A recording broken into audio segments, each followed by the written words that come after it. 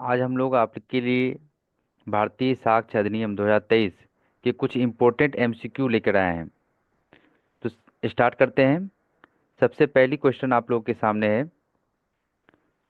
भारतीय साक्ष्य अधिनियम 2023 को कितने भागों एवं अध्यायों में विभाजित किया गया है। पहले 3 भाग थे, बट अब जो है हमारे पास 4 भाग और 12 अध्याय हो चुके हैं। 170 धाराएं भी हैं। तो इसका करेक्ट आंसर होगा ऑप्शन ए। सेकेंड क्वेश्चन है, निश्चायक सबूत को भारतीय साक्ष्य अधिनियम 2023 के किस धारा में परिभाषित किया गया है। निश्चायक सबूत की परिभाषा भारतीय साक्ष्य अधिनियम में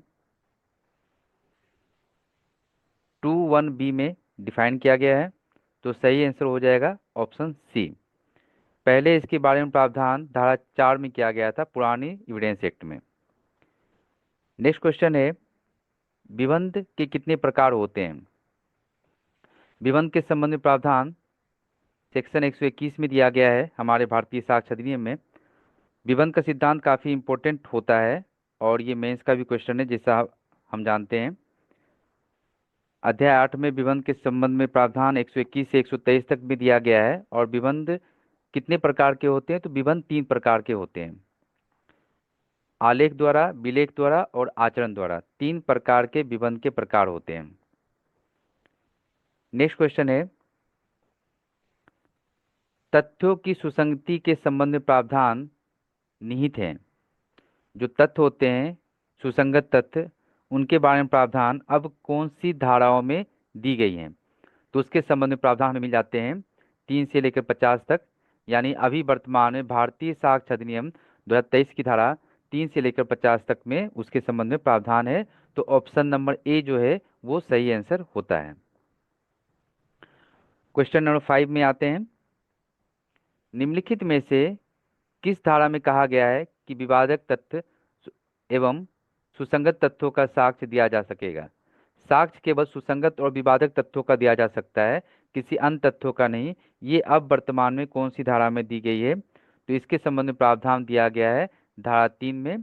भारतीय साक्ष्य अधिनियम 2023 के धारा 3 में साक्ष्य सुसंगत और विवादक तथ्यों का दिया जा सकेगा, इसके संबंध में प्रावधान हमें मिल जाता है। नेक्स्ट क्वेश्चन है क्वेश्चन नंबर 6, भारतीय साक्ष्य अधिनियम की कौन सी धाराएं केवल सिविल मामलों से संबंधित है। आप जानते हैं भारतीय साक्ष्य अधिनियम क्रिमिनल और सिविल दोनों मामलों में अप्लाई होते हैं, बट इसके कुछ धाराएं जो हैं वो केवल सिविल मामलों में अप्लाई होते हैं, जिसके संबंध में प्रावधान धारा 21, 46 और 50 इनमें दिया गया है। तो ऑप्शन ए जो है वो इसका करेक्ट आंसर है। नेक्स्ट क्वेश्चन है, साक्ष्य विधि किस प्रकार की विधि है। इंडियन एविडेंस एक्ट भी एक विशेषता दर्शाने वाली कानून बोली जाती थी, और ये भी चूंकि सेम है इसलिए ये भी विशेषता दर्शाने वाली कानून ही है। यहाँ पे एक चीज क्लियर कर दूं कि भारतीय साक्ष्य अधिनियम एक प्रक्रियात्मक विधि भी है, प्रोसीजर लॉ भी है, बट यहाँ पर प्रोसीजर लॉ ऑप्शन में नहीं है, इसलिए विशेषता दर्शाने वाला कानून कहा जाएगा इसे। और साक्ष्य अधिनियम प्रक्रिया का भी प्रक्रिया बताता है, इसीलिए उसको विशेष विधि भी कहते हैं। इसी कारण इसे एडजेक्टिव लॉ या विशेष विधि के नाम से कहा जाता है। तो इसका आंसर विशेषता दर्शाने वाला कानून या एडजेक्टिव लॉ कह सकते हैं। नेक्स्ट क्वेश्चन है,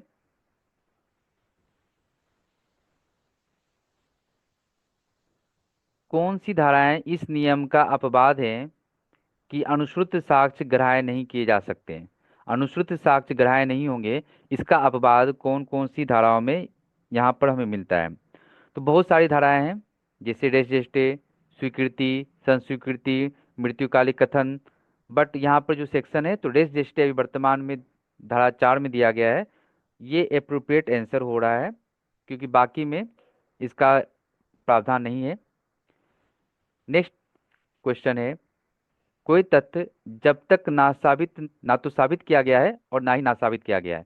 यानी कि कुछ तथ्य जो होते हैं, कुछ उसे साबित कर दिया गया हो तो उसे साबित मानते हैं, और नासाबित कर दिया गया हो तो उसे नासाबित मानते हैं। लेकिन ऐसे तथ्य जिस पर अभी डिसीजन लेना बाकी है तो हम कहेंगे कि उसे ना तो वो अभी साबित हुआ है और ना साबित हुआ है, इसलिए उसको साबित नहीं हुआ ऐसा कहा जाएगा।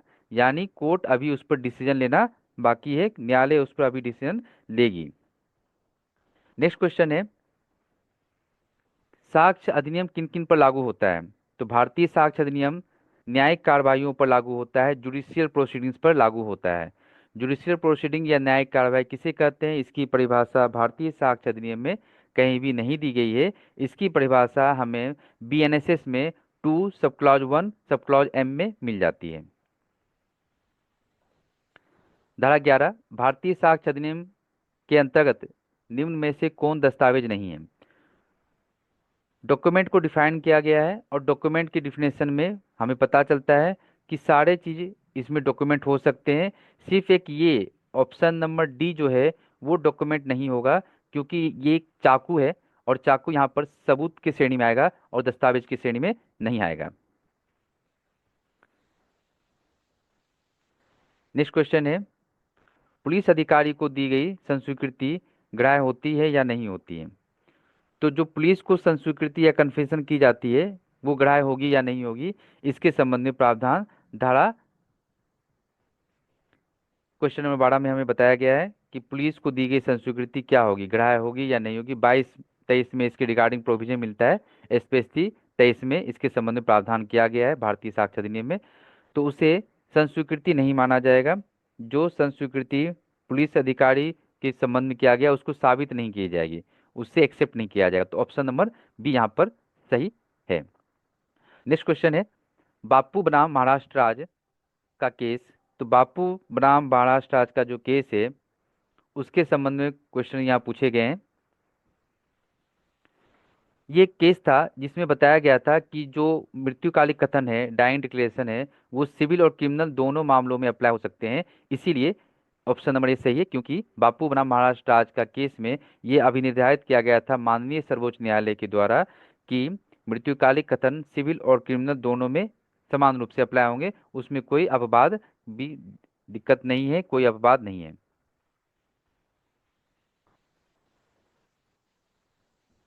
उच्चतम न्यायालय द्वारा वर्ष 2015 में एक जजमेंट दिया गया था जिसमें कहा गया था कि सीसीटीवी कैमरा का फुटेज जो होता है वो एक सर्वोत्तम साक्ष्य है। उसके केस का नाम है टॉम्सो बुर्नो बनाम उत्तर प्रदेश राज्य का केस। काफ़ी इंपॉर्टेंट है प्रीलिम्स के पॉइंट ऑफ व्यू से। टॉम्सो बुर्नो बनाम उत्तर प्रदेश राज्य के केस में ये कहा गया था कि सीसीटीवी फुटेज का जो हिस्सा होता है, सीसीटीवी कैमरे का जो फुटेज होते हैं वो एक इम्पोर्टेंट और अच्छा साक्ष्य, सर्वोत्तम साक्ष्य की श्रेणी में आता है, और ये टोम्सो ब्रूनो के केस में माननीय सर्वोच्च न्यायालय ने कहा था। यहाँ पर एक क्वेश्चन है जिसमें परिभाषा दी गई है, कोई भी तथ्य जिसमें प्रमाणकारी बल हो उसे साक्ष्य कहते हैं, ये परिभाषा किसने दी थी? तो बहुत सारे डिफिनेशंस वाले क्वेश्चन हमारे एग्जाम में बनते हैं। ये परिभाषा सामंत ने दी थी जो काफी इंपॉर्टेंट है। कोई भी तथ्य जिसमें प्रमाणकारी बल होगा उसे साक्ष्य कहेंगे, ये परिभाषा सामंत के द्वारा दी गई थी। आरोपित व्यक्तियों की पहचान करने के संबंध में प्रावधान दिया गया है। तो पहचान किससे संबंधित? ये प्रावधान जो है पहचान परेड से संबंधित है। पहचान परेड या आइडेंटिफिकेशन परेड या टीआईपी जो है उसके संबंध में प्रावधान है, और ये धारा 7 में अभी दिया गया है वर्तमान में। सेक्शन नंबर 7 भारतीय साक्ष्य अधिनियम में दिया गया है। ये एक संपोषक साक्ष्य है, यानी कि ये इसके आधार पर कोई दोष सिद्धि नहीं की जाएगी और भी साक्ष्यों की आवश्यकता पड़ेगी। अवांछनीय विधि से प्राप्त साक्ष्य गढ़ा है।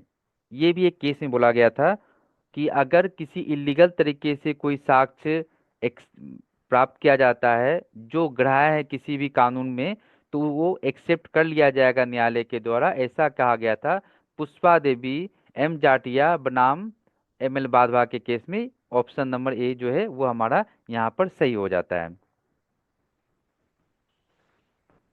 एडमिरल्टी वर्ड यहाँ पर दिया गया है। तो अगर हम सेक्शन नंबर 35 पढ़ेंगे तो वहाँ पर हम देखेंगे प्रोबेट आदि के संबंध में प्रावधान दिए गए हैं, उसी में एडमिरल्टी वर्ड भी यूज किया गया है, तो ये उस सेक्शन से संबंधित है। क्वेश्चन नंबर 19, मृत्युकालिक घोषणा का प्रारूप कैसा है? मृत्युकालिक घोषणा डाइंग डिक्लेरेशन जो भारतीय साक्ष्य अधिनियम के सेक्शन नंबर 26 ए में दिया गया है अभी, वो प्रारूप उसका कैसा होगा, फॉर्मेट कैसा होगा, क्या शब्द लिखे होंगे, इसके बारे में बताया गया है। तो ये तत्वहीन है, इसका कोई फॉर्मेट प्रिस्क्राइब नहीं किया गया कानून के द्वारा। ये लिखित, मौखिक या किसी भी रूप में हो सकता है। जिस प्रकार की परिस्थिति में वो लिखा जाना संभव हो, लिखा भी हो सकता है, मौखिक भी हो सकता है, इशारे द्वारा भी मृत्युकालिक कथन हो सकता है। ऐसा हम क्वीन इम्प्रेस वर्सेस अब्दुल्ला के केस में देखते हैं। रेस इंटर आलिया एक्टा, ये एक लैटिन मैगजीम है, लैटिन सूक्ति है, जिसका अर्थ होता है अन्न के मध्य बातें। अन्न के मध्य बातें यानी कि दो सेक्शंस के कोरिलेशन को ये कहते हैं। और ये आपका ऑप्शन नंबर सही है, 40 के अंतर्गत आता है। प्रीलिम्स में ये क्वेश्चन आते हैं जिसमें पूछा जाता है ये कौन से सेक्शन के अंतर्गत आएंगे, तो धारा 40 के अंतर्गत ये आ जाते हैं। मौखिक करार के अपवर्जन का सिद्धांत कौन सी धारा में दिया गया है? ओरल एविडेंस के अपवर्जन का सिद्धांत कौन सी धारा में दिया गया है? तो वर्तमान में ये धारा 95 में दिया गया है, भारतीय साक्ष्य अधिनियम 2023 के अंतर्गत। प्राधिकारवान व्यक्ति के समक्ष संस्वीकृति से संबंधित कौन सा केस है? जो प्राधिकारवान व्यक्ति होते हैं उसके संबंधित केस के बारे में यहाँ पूछा जा रहा है। तो उसके संबंधित केस हैं प्यारे लाल भार्गव बनाम राजस्थान राज्य। प्यारे लाल भार्गव बनाम राजस्थान राज्य का जो केस है उसमें प्राधिकारवान व्यक्ति के समक्ष संस्वीकृति के संबंध में प्रावधान किया गया है। और ये संस्वीकृति जो है वो कानून में ग्राह्य नहीं है। धारा 26 जिसके ए में मृत्युकालिक कथन है, इसमें ऐसे व्यक्तियों के बारे में प्रावधान किया गया है जो मर गए हैं, मिल नहीं सकते हैं, साक्ष्य देने में असमर्थ हो गए हैं, या जिनकी साक्ष्य को अत्यधिक विलंब या व्यय के बिना प्राप्त नहीं किया जा सकता है, जिसको न्यायालय उस मामले में आवश्यक समझे। तो उसके संबंध में प्रावधान पहले 32 में 1 से लेकर 8 तक दिया गया था, बट अब ये भारतीय साक्ष्य अधिनियम में सेक्शन नंबर 26 में ए से लेकर एच तक दिया गया है। इसको आप लोग ध्यान रखेंगे। तो ऑप्शन नंबर डी जो है वो सही है, ए से लेकर एच तक अभी वर्तमान में प्रावधान दिए गए हैं।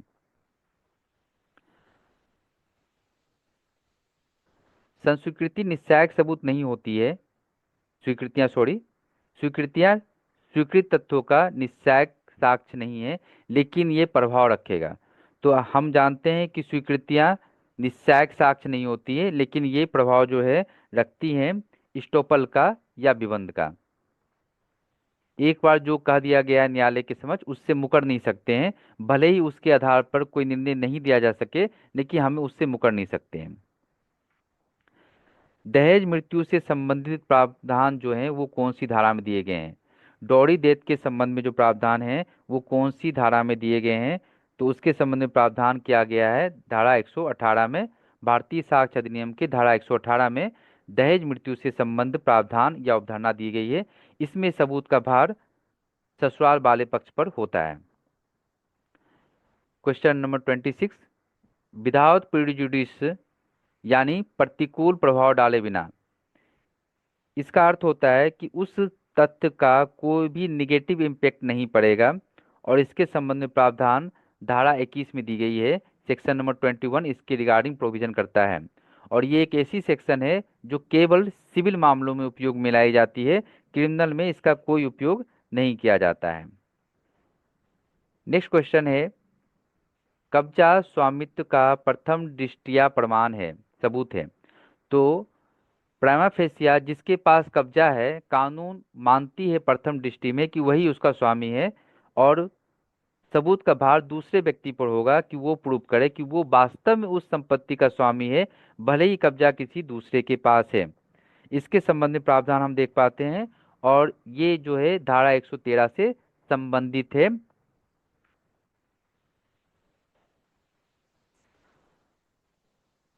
क्वेश्चन नंबर 28, संस्वीकृति की परिभाषा कहाँ दी गई है?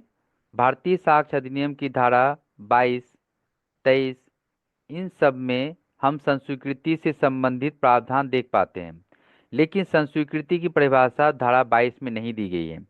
संस्वीकृति की परिभाषा सबसे पहले एक केस में दी गई थी, जो था पाकला नारायण स्वामी वर्सेस एम्परर। पाकला नारायण स्वामी वर्सेस एम्परर में लॉर्ड एटकिन ने इसकी परिभाषा दी थी, प्रिवी काउंसिल ने इसकी परिभाषा दी थी। इसी केस की जो परिभाषा है उसको उपयोग में लाया जाता है, और परविंदर कौर के केस में इसी परिभाषा को एक्सेप्ट भी किया गया था माननीय सर्वोच्च न्यायालय के द्वारा। सेक्शन नंबर 23 भारतीय साक्ष्य अधिनियम की धारा 23 की संवैधानिकता को संविधान के अनुच्छेद 20(3) के उल्लंघन के आधार पर चुनौती दी गई थी। किस केस में ऐसी चुनौती दी गई थी? स्टेट ऑफ बम्बे बनाम काठी कालू का केस था। स्टेट ऑफ बम्बे बनाम काठी कालू का केस था, जिसमें अनुच्छेद 20(3) का वायोलेशन मानने जाने के आधार पर चुनौती दी गई थी, लेकिन धारा 23 को संवैधानिक रखा गया था माननीय सर्वोच्च न्यायालय के द्वारा। क्वेश्चन नंबर 30, भारतीय साक्ष्य अधिनियम में धारा 116 से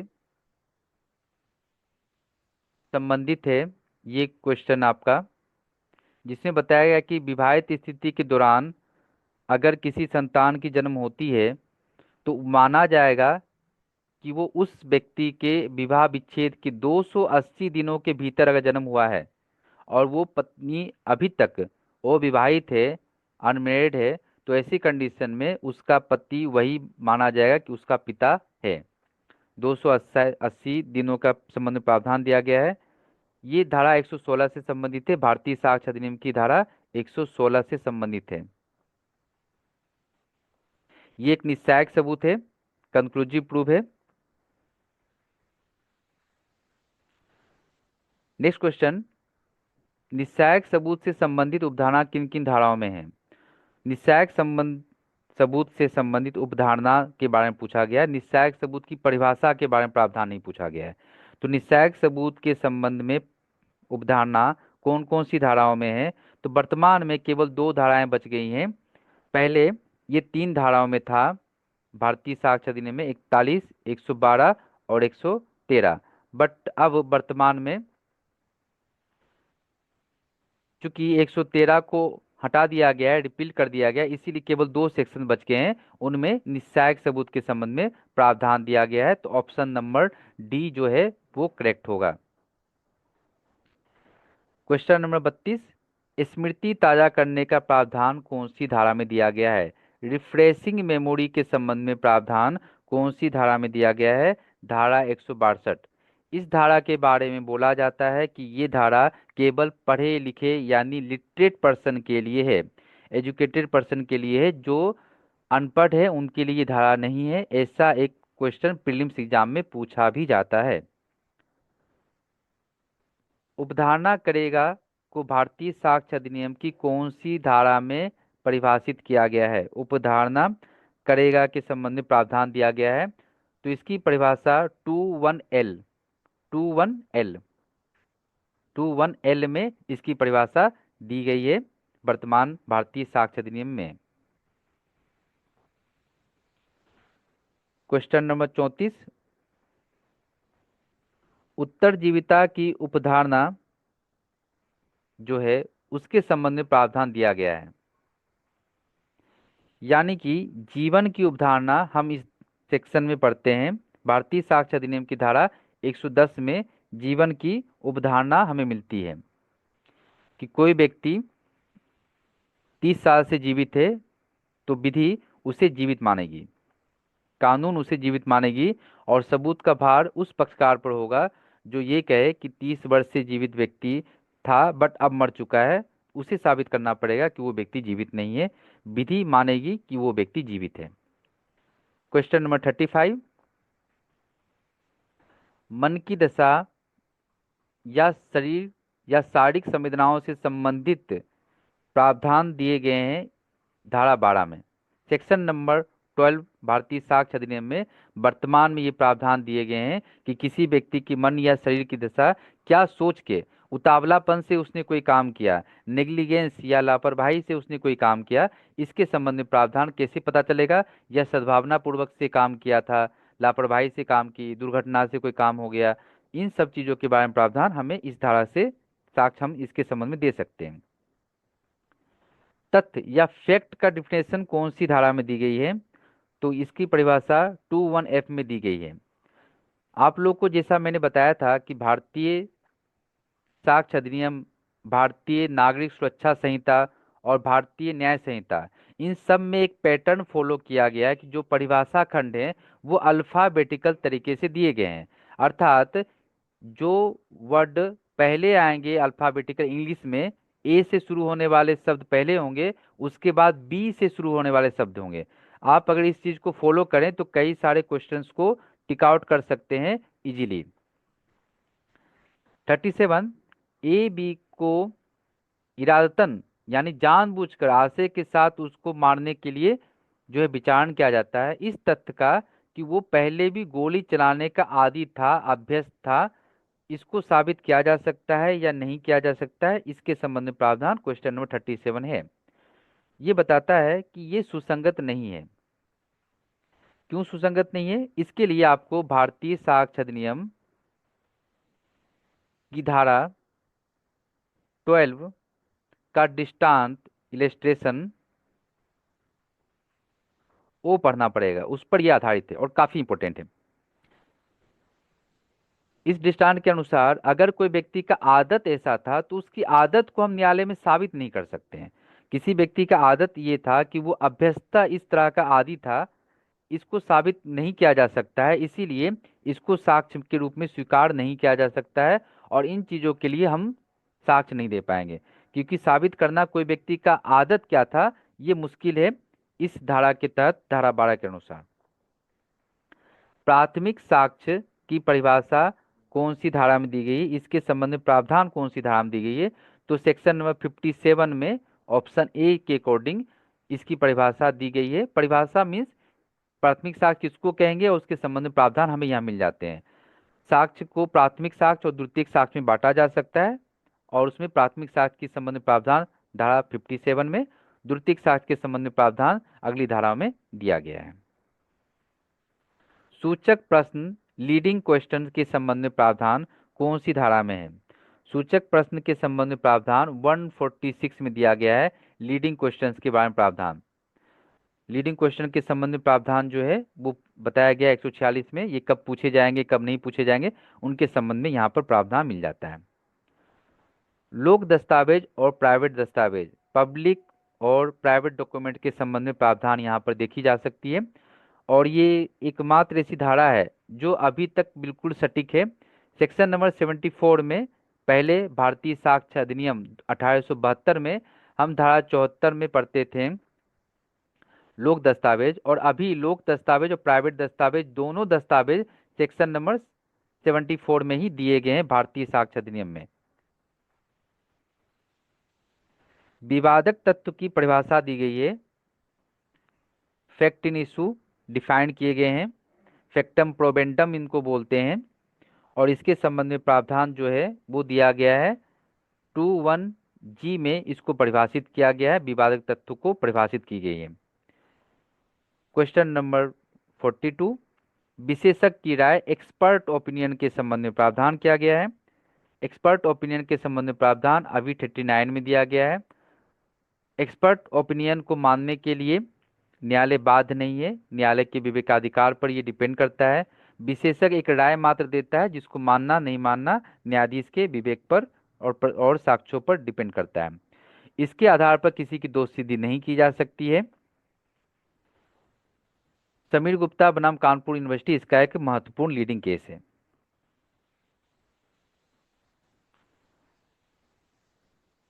कोई भी तथ्य जिसमें प्रमाणकारी बल हो उसे साक्ष्य, सामंत ने ये परिभाषा दी थी। रेस जुडिकाटा को भारतीय साक्ष्य अधिनियम की कौन सी धारा में परिभाषित किया गया है? रेस जुडिकाटा यानी पूर्व न्याय से संबंधित, अर्थात जब एक केस का निपटान सक्षम तरीके से सुनने वाले न्यायालय के द्वारा कर दिया गया है उसके बारे में प्रावधान यहाँ पर किया गया है। इसके संबंध में प्रावधान हम सीपीसी, बीएनएसएस, कॉन्स्टिट्यूशन कई जगहों पर देखते हैं। सीपीसी में इसके संबंध में प्रावधान धारा 11 में है। बीएनएसएस में इसके संबंध में प्रावधान 337 में है। और कॉन्स्टिट्यूशन में इसके संबंध में प्रावधान आर्टिकल 20 सब क्लॉज 2 में दिया गया है। और भारतीय साक्ष्य अधिनियम में ये प्रावधान 34 में दिया गया है। इन सभी में रेस जुडिकाटा के संबंध में प्रावधान हम देख पाते हैं। न्यायिक अविच्छा जुडिशियली नोटिस, तो ऐसे साक्ष्यों या तथ्यों को जिसको साबित करने की आवश्यकता नहीं होती पक्षकारों को, न्यायालय उसको स्वयं मानता है। जैसे भारत में जितनी भी विधियां हैं, जितने भी कानून हैं, सेना, नौसेना, वायुसेना के जो नियम है, रोड आदि के जो नियम है, उन सभी को बिना साबित किए हुए न्यायालय के द्वारा माना जाता है, क्योंकि वो या तो पहले से साबित है या फिर न्यायालय जो है उनको साबित मानता है। बिना पक्षकारों को साबित करने की आवश्यकता नहीं है। क्वेश्चन नंबर 46, दस्तावेजों की अंतर्वस्तु को कैसे साबित किया जा सकता है? कंटेंट्स ऑफ डॉक्यूमेंट को कैसे प्रूव कर सकते हैं? तो उसके लिए हमारे पास सेकेंडरी एविडेंस भी है और प्राथमिक एविडेंस भी है।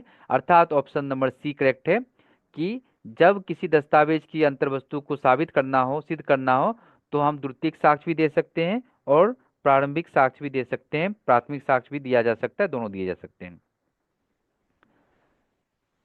सेल्वी वर्सेस कर्नाटका का केस से संबंधित ये मामला है। ब्रेन मैपिंग एवं नार्को एनालिसिस के तहत जो स्वेच्छा से प्राप्त किए जाते हैं वो भारतीय साक्ष्य अधिनियम की कौन सी धारा में सुसंगत होंगे? तो वो धारा 23 के प्रंतुक में अब आ गए हैं। सेक्शन नंबर 23 में के प्रंतुक में आ गया है। पहले ये सेक्शन नंबर 27 में हुआ करता था, भारतीय साक्ष्य अधिनियम 1872 में। बट अब यही सेम चीज प्रंतुक में आ चुकी है, तो इसमें वो रिलेवेंट होंगे। इसी धारा में सेक्शन नंबर 23 के प्रोविजो में हम पढ़ते हैं, पश्चातवर्ती तथ्यों द्वारा पुष्टिकरण के सिद्धांत, जिसको theory of confirmation bye subsequent fact भी कहा जाता है। इसके रिगार्डिंग देवमन उपाध्याय बनाम उत्तर प्रदेश राज्य का केस, बम्बे राज बनाम काठूकाली का केस इत्यादि केसेस इसमें इंपॉर्टेंट है। क्वेश्चन नंबर 48, टेप रिकॉर्डर की बातचीत को अगर रिकॉर्ड कर लिया गया हो तो वो कौन से सेक्शन में रिप्लीमेंट होंगे? 4, 5, 6 में।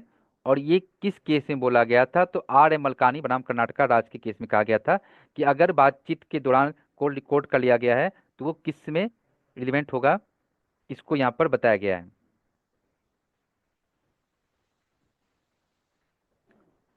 न्यायालय शब्द में कौन कौन से व्यक्ति आते हैं? तो न्यायालय कोर्ट की परिभाषा के अंतर्गत कौन कौन से आते हैं?